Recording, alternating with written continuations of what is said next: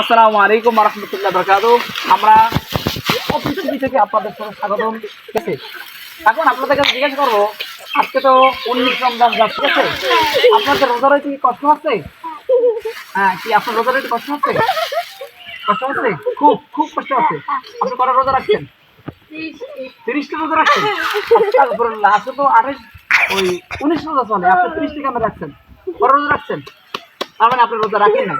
আপনি কয় রাখছেন রোজা? আপনি রাখছেন কয়টা? আমাদের এই আমরা আসছি, কথা বলেন। হ্যাঁ, আপনি কয়টা রোজা রাখছেন বলেন? 4টা রোজা রাখছেন, মাশাআল্লাহ, সুন্দর। আপনি আপনি একটাও রাখেন নাই? দেখছেন কি মুসলমান, রোজার দিনে রোজাও রাখে না, একটা রোজাও রাখে না। হ্যাঁ, আপনি কয়টা রোজা রাখছেন? 10টা রাখছেন? কয় বেলা খাইয়া? কেউ রোজা রাখে না। দর্শক, আপনারা দেখতেছেন, এরা একজনও রোজা রাখে না, সব বেরোজগারিয়া।